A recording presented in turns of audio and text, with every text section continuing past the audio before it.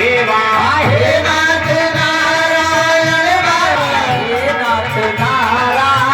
वासुदेवा श्री कृष्ण गोविंद हरे मुरारी हे नाथ नारायण वासुदेवा श्री कृष्ण गोविंद हरे मुरारी हे नाथ नारायण वासुदेवा।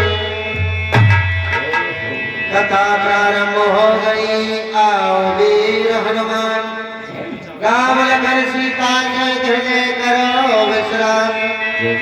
सच्चिदानंद रूपाय विश्व उत्पत्त्यादि हेतु में तापत्राय विनाशाय श्री कृष्णाय नमः।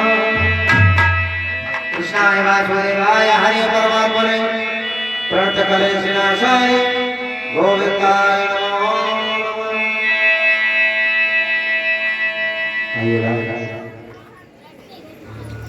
प्रणाम करते हैं महंत मुनि। जहाँ ये भगवान की पावन मई गंगा, जहाँ भगवान की पावन मई कथा और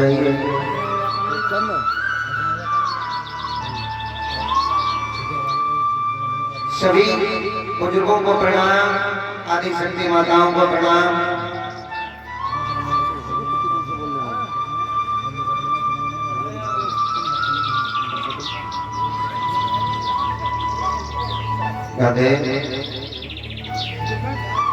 आज भगवान की कथा को चलते हुए पुण्य दिवस की कथा है और आप और हम सभी भाग्यशाली हैं वर्ग जो भगवान की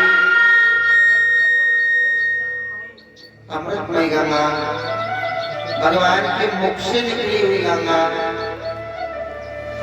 का रसपान कर रहे हैं। भगवान के चरणों से जो निकली गंगा है वो भागीरथी गंगा कहलाती है, जिसमें हम स्नान करते हैं हमारे सब पाप कट जाते हैं। ये भगवान की मुख से निकली हुई गंगा है, अमृतमय गंगा, जिसको सुनने से देखिए एक सच्चाई बता रहा हूं। जिनको पीड़ा रहती हो, शरीर में कहीं दर्द रहता हो, बीमारी पीछा नहीं छोड़ रही हो, वो कथा में आए और कथा में आकर के बैठे, कथा को सुने, जितनी देर हो सके बैठे। आप जितनी देर कथा में बैठोगे, ठाकुर जी पर विश्वास रखोगे तो आपकी पीड़ा, आपका दुख कट जाएगा। देखिए मानो तो गंगा माओ नहीं तो कहता है पानी। अब गंगा मैया में हम जा रहे हैं, मंदिर में जा रहे हैं पूजा करने के लिए। अगर हमारे मन में विश्वास है कि वहां भगवान जी है तो है, वरना पत्थर की मूर्ति बैठी है। अच्छा, मैंने कल कुछ माताओं से पूछा था, कल तो लगभग एक दो नहीं हाथ उठाए, आज छुए किसी ने पैर छुए हैं? किस किसने छुए अपने पति के पैर? हाथ उठाओ। ना छुए? देखो, पति की सेवा करने से उस पति के दर्शन कैसे होते हैं? मैंने बताया ना, पति भी तो दो हैं, एक देह पति, एक प्राण पति। ये जो पति है ना हमारे, ये देह पति हमारे शरीर के मालिक है, और जो हमारे प्राण पति हैं हम सबके, वो नारायण है। अब अपने पति की सेवा करने से उस पति के दर्शन कैसे हो जाते हैं? छोटी सी कथा है, ध्यान से सुनना माताएं, तुम्हारे समझ में आ जाएगी। कल से तुम पैर भी दबाओगी, पैर भी छुओगी। एक बहन थी और वो अपने पति की रोज सेवा करती थी। सुबह को पति के पैर छूती थी और शाम को जब पति घर आ जाए तो उनके पैर भी दबाती थी। अब रोज पैर दबाती थी वो, पति ड्यूटी से आ जाते थे तो पैर दबाना शुरू कर दिया। एक दिन उन्होंने मन में सोचा आज मुझे इतने समय हो गया पैर दबाते दबाते, लेकिन मेरे पति मुझे प्रेम बहुत कम करते हैं। कभी आज तक मेरे पति ने ये भी नहीं कहा कि खाना खा लो, बंद कर दिया। अब मैं तब तक खाना नहीं खाऊंगी जब तक मेरे पतिदेव नहीं कहेंगे। अब पतिदेव ने तो कभी कहा नहीं, पतिदेव तो खाए खाना ड्यूटी चले जाए, शाम को आए पैर दबा सो जाओ, थोड़ी को ज्यादा हो रही है।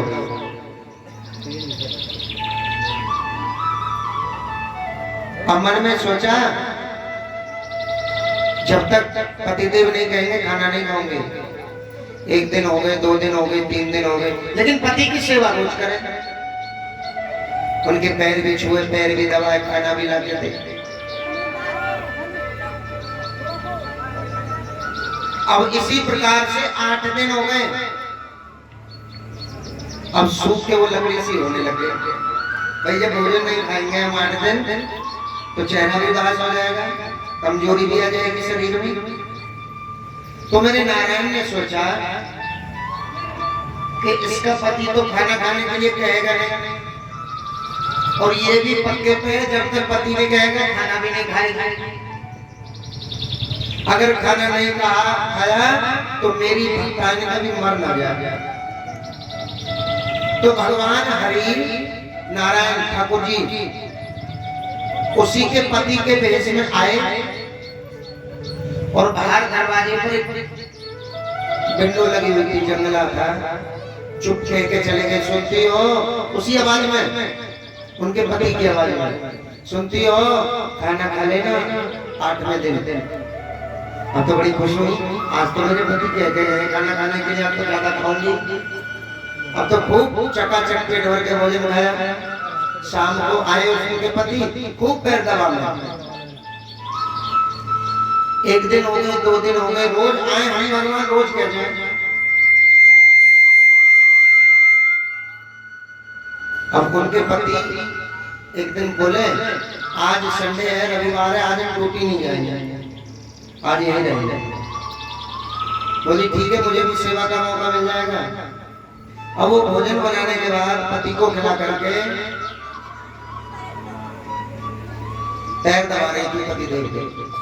अब 12 बज गए, 1 बज गए, 2 बज गए। अब भगवान हरि आए, उन्होंने देखा अच्छा आज तो जनाब घर पे पड़े, आज तो घर पे सेवा करा रहे हैं। अगर मैं कहूँ तो फिर ये कहेगी कि जब पति मेरे पास में तो आवाज कहां से आई। अब भगवान इंतजार कर रहे हैं कब बाहर जाए। पति देव बोले भाई आज तो हम आराम करेंगे, आज नहीं जाएंगे। अब वो बहन बोली हे भगवान रोज कह देते थे, लेकिन अभी तक तो भोजन की इन्होंने कहा नहीं, भूखी हूँ कब कहेंगे। अब खूब तेल लगाना है, खूब पैर दबाना नहीं कहा। भगवान ने सोचा ये भी पूरा कंजूस से कहेगा नहीं, मुझे ही कहना पड़ेगा। भगवान आए और बोले सुनती हो खाना खा लेना। अब उन्होंने इधर उधर देखा, हे भगवान मेरे पति देव तो पास में है, मैं पैर दबा रही हूँ, ये कौन कह के गया। अब दौड़ी दौड़ी गई और जैसे ही जाकर के देखा तो दरवाजे पे मेरे नारायण खड़े थे। बोले नारायण भगवान की। अब जाकर के पैरों में पड़ गई, प्रभु मैं तुम्हें समझ नहीं पाई। भगवान ने कहा कि देवी ऐसे दर्शन नहीं होते हमारे, तू अपने पति की सेवा करती है ना, रोज पति के चरण दबाती है, देख तेने अपने पति की सेवा की, अपने पति की सेवा करने से उस पति के दर्शन हो। बोले हरि भगवान की जय हो। तो करना चाहती हो भगवान के दर्शन? कौन कौन चाहती है भगवान के दर्शन हो जाए? ये ना चाहते। अब सोच रहे हैं पंडित जी दर्शन की कहेंगे तो ये कहेंगे कि पैर दबा, पैर छू। एक और फायदा बता रहा हूं, यहाँ से लेकर के यहाँ तक स्त्री के शरीर का वास होता है। आज भी हमारे पास कई बहुत पूछते हैं, गुरु जी कुछ हमारे घर के बारे में बताओ। पैसा नहीं जुड़ता, पति हमारे कहने में नहीं चलते, कैसे माने? यहाँ से लेकर के यहाँ तक शनि का वास होता है स्त्री के हाथ में, और ऑटो से लेकर पैर तक पुरुष के शुक्र का वास होता है। शुक्र और शनि जब एक जगह मिलते हैं, ये तो ग्रह ही तो है, तो घर में मंगल ही मंगल होता है। अच्छा, वो माताएं हाथ खड़े करें ईमानदारी से जो अपने पति से पहले भोजन करती हैं। अब तो बड़ी पति बता बनकर बैठी है, चाहे सब खाती हूँ, लेकिन अब तो एक में बोलेगी। अब अगर कह देंगे तो बेइज्जती होगी। बुराई कर बुरा होगा, भलाई कर भला होगा। कोई देखे ना देखे मेरे ठाकुर सब, मुझसे तो झूठ बोल सकती हो, इनसे झूठ थोड़ी बोल जाओगे। ईमानदारी से बताओ कौन कौन पहला खाती है और बाद में जो खाती है पति के, वो हाथ खड़े करिए। अभी 2-3 हाथ खड़े करिए। तुम खाती ना हो क्या? बिल्कुल ना खाती हो, बैठ रहती है मौन व्रत। देखिए एक बात बता रहा हूं, जो पति के साथ बैठ करके भोजन खाती हैं माताएं, कभी कभी ये भी कहती है माताएं, गुरुजी पति के साथ बैठ के जो भोजन खाते हैं तो प्रेम बढ़ता है, ऐसे ही नहीं। अगर पति के साथ बैठ करके अगर स्त्री भोजन करती है तो वो जहर बन जाता है, ध्यान रखना। और पति के थाली में बचा हुआ, जिस थाली में पति ने भोजन किया है, उसी थाली में अगर स्त्री भोजन करे तो शास्त्रों में लिखा है कि वो चारों धाम का प्रसाद बन जाता है। जितना चारों धाम का हमें प्रसाद मिलता है ना, वो प्रसाद पति की थाली में आ जाता है। दूसरी बात, पति की दीर्घायु होती है। हाँ, अगर पति देव घर नहीं है, कहीं बाहर गए हैं तो फोन कर लो, हाँ जी खाना खा लो। अगर आपने कह दिया तो समझो पति ने कह दिया, उसके बाद आप भोजन खाओ। दूसरी बात, जो पिता बाहर का काम ज्यादा करते हो, वाहन चलाते हो, बाहर ज्यादा रहते हो, अगर घर में बेटियां हैं, कुंवारी कन्या, अगर पिता उनके साथ बैठ करके भोजन करता है बेटी के साथ एक ही थाली में, तो शास्त्र कहते हैं उस पिता की कभी अकाल मृत्यु नहीं होती। क्यों? बेटी काल का हरण करती है। जो बेटियां होती है ना, वो काल का हरण करती हैं। और आजकल तो हमारे समाज में ऐसे भक्त हो गए कि बेटिया को समझते ही नहीं। हे पंडित जी, हे गुरु जी, एक लल्ला हो है, बेटा की बड़ी मांग करती है। जानते हो, जिनके घर बेटी है ना, वो पूर्व जन्म के कर्जदार नहीं है, और जिनके पास बेटा है वो पूर्व जन्म के कर्जदार है। देखो, बेटा पैदा हुआ, दाई मैया आने लाओ पैसा, सबसे पहले आएंगे 500 लूंगी। अब अस्पताल से घर आ गई तो नर्स खड़ी हो गई, हाँ अच्छी सी साड़ी लूंगी, लल्ला हुआ। गीत गबंगे, लड्डू बटेंगे, कुआ पूजन में डीजे बुलाओगे, नामकरण में तो डीजे, और फिर वो तीसरी नस्ल वाले भी आ जाएंगे, क्या मैं सुनूंगी। ऐसा ही तो खर्च हो रहा है। लेकिन जिस दिन से बिटिया घर में आ जाती है, उस दिन से पिता की जेब भरनी शुरू हो जाती है। तो बताओ, बेटी है लक्ष्मी या नहीं? इसलिए बेटी से प्रेम करो। बेटा जीवन भर तुमसे कर्ज लेता रहेगा, पढ़ाई में तो पैसा, नौकरी लगेगी लाओ 4 लाख रुपए, मोटरसाइकिल दिवा दो, एक बड़ा सा फोन दिवा दो, कुछ दिन बाद बहू दिला दो। हाँ, विवाह भी बहुत जरूरी है, विवाह में भी पैसा लगेगा। और जब बेटा का विवाह होता है ना, तो पिता कर्ज में बन जाता है। हाँ, मैं ऐसी वैसी गाड़ी में न जाऊं, मर्सिडीज में जाऊंगा तो अच्छी वाली गाड़ी में बैठना और बढ़िया वाला डीजे करना। और जब बेटी का विवाह होगा ना, चाहे पिता पर 1 रुपया ना हो, आप अभ्यास करके देखना, लेकिन विवाह के कुछ दिन पहले पिता की जेब गर्म हो जाती है, करारे करारे लौट आने शुरू हो जाते हैं, पता नहीं कहां से आते हैं। वो बेटी लक्ष्मी का रूप है,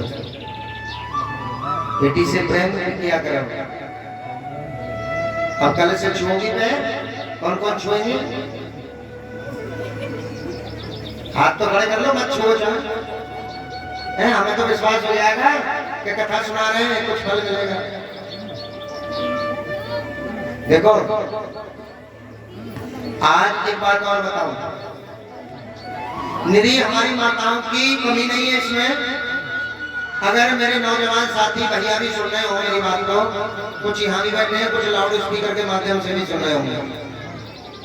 मेरे सुनने में ज्यादा ये है कि भैया शराब बहुत पीते हैं। हमारे यहाँ पे लाठीपुरा के जो भक्त हैं कुछ, वो ज्यादा दारू पीते हैं। एक भैया मुझे खड़ा होकर ये बताया कि दारू पीता कौन है। सबसे पहली बात, दारू राक्षस पीते हैं। और दारू पीने का मुझे एक फायदा बता दे तो हम भी पीने शुरू कर देते। कल से हम भी पीने शुरू कर दे, अगर कोई फायदा हो दारू में। देखिए, 3 चीजें बता रहा हूं, अगर आप बुद्धिमान हो। जो दारू पीते हैं ना, उनके लिए बता रहा हूं, ध्यान से सुन लो। दारू पीने वाले के लिए सबसे पहले धन घटा, दूसरा बल घटा, और तीसरा सम्मान घटा। ये 3 काम हो रहे हैं। देखो, सबसे पहले जब शराब खरीद के लेकर आओगे तो धन में कमी हुई, लक्ष्मी घटी। दूसरे नंबर पर बल घटा, हमारे शरीर में रोग पैदा हुए, किडनी फेल हो गई, लीवर ठप हो गया, खून का पानी बन गया, कैसे? शराब से। तीसरा सम्मान घटा। अगर तुम शराब पी के मेरे पास आ जाओ तो मैं भी कहूंगा वहां खड़ा हो जाओ। चाहे तुम कितने बड़े करोड़पति हो, अगर शराब पी के आ जाओ तो हर व्यक्ति ऐसे कर लेगा, तुमसे देख के करेंगे नहीं। सम्मान घटा। कितना भी बड़ा करोड़पति है, शराब पीने के बाद उनकी सेवा भी तो फिर नाली में शुरू हो जाए हैं। शराबी भी 2 प्रकार के हैं, एक होते हैं समझदार शराबी, एक होते हैं बदतमीज शराबी। कुछ शराबी ऐसे होते हैं, शराब पी करके नालियों में ढूंढते हैं, 1-2 रुपया मिल जाए, हो सके नाली की सफाई भी करते हो। कुछ शराबी ऐसे होते हैं, शराब पी चुपचाप आए, खाना खाया, सो गए, वो होते समझदार शराबी। मैं सच्चाई बता रहा हूँ, जो जिस घर में शराब पी जाती है, जिस घर में प्रतिदिन शराब पीते हो, उस घर में कभी प्रेम नहीं हो सकता, घर में लड़ाई झगड़े जरूर होंगे। अरे तुम 80 रुपए का, 100 रुपए की, 200 रुपए की शराब पीते हो, कभी 100 रुपए अपनी पत्नी को भी दिए? अगर आप शराब पीते हो, 100 रुपए की शराब पी लो तो 100 रुपए पत्नी को दो, लो ये आपके हैं, तुम खाओ और बच्चों को खिलाओ, तब तो आपकी नाम भरी। तुमने कभी सोचा कि हम शराब पी रहे हैं, शराब पीने के बाद हमारा लीवर ठप, किडनी ठप, हार्ट अटैक आ गया, तुम्हारी मृत्यु हो गई, तुम्हारे बच्चों को क्या होगा? वो बच्चे दर दर की ठोकरें खाते हुए फिरेंगे, भीख मांगते हुए फिरेंगे। गलती किसकी? तुम्हारी। सजा किसको मिली? बच्चों को। तो ऐसा क्यों? वो काम करो जिससे हमारा सम्मान हो, समाज में हमारी इज्जत हो। देखिए, हम अगर चाहें, हमारा मन चाहे तो हम क्या नहीं कर सकते हैं, कुछ कर सकते हैं ना, मगर हमको अपनी सोच बनानी पड़ेगी। सोच कैसी बनाओ? जैसे हमारे अनिल जी हैं, मैंने सुना था ये भी बहुत बड़े शराबी थे। हाँ, रोज पीते थे शराब, लेकिन अगर साथ लगभग हो गए, इन्हें 12-13 दिन इन्होंने शराब पी नहीं है। क्यों नहीं पी? इनसे हमने कह दिया, देखो तुम्हारे घर में रुक रहे हैं, ठाकुर जी भी रुक रहे हैं, हम भी रुक रहे हैं, ध्यान रखना, इस बीच में शराब पियोगे तो तुम्हारे साथ उल्टा भी हो सकता है कुछ, हम जिम्मेदार नहीं है। क्यों? कलयुग में ब्राह्मण के रूप में, साधु संत के रूप में और गाय के रूप में ही भगवान का रूप है। साक्षात नारायण नहीं आएंगे, संत के रूप में। आज बड़ी खुशी मिली, एक बाई माता है जो आज हमसे मिली, सामने विराजमान है। राधे राधे। ये आश्रम पर रहती है शुक्रकाल में बाई माता है। इन्होंने भी अपना ग्रस्त जीवन छोड़ रखा है, संन्यास धारण किया है। संन्यास लेना कोई मामूली बात नहीं है। संन्यास कौन ले सकता है? जिनकी महान आत्मा होती है, उन्हीं को कहते हैं महात्मा। अपने घर को छोड़ना, अपनी गृहस्थी को छोड़ना, धन संपत्ति को छोड़ना, यह हर किसी के पास की बात नहीं है। इनको वो छोड़ सकता है जिनकी महान आत्मा होती है। रूपचंद, इसलिए शराब को छोड़ें और अच्छे कर्म को अपनाएं, जो हमारे जीवन में काम आने वाली चीज है, जिससे हमें आगे की जिंदगी जीना है। देखिए, शराब छोड़ दोगे तो पति पत्नी में प्रेम भी रहेगा, बच्चे भी तुमसे प्रेम करेंगे, पत्नी भी तुमसे प्रेम करेगी, और यहाँ तक कि भगवान भी तुमसे प्रसन्न रहेंगे।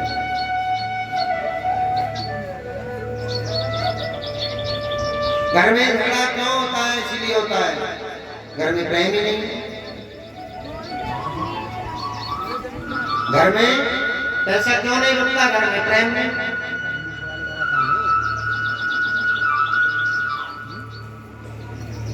दूसरी बात,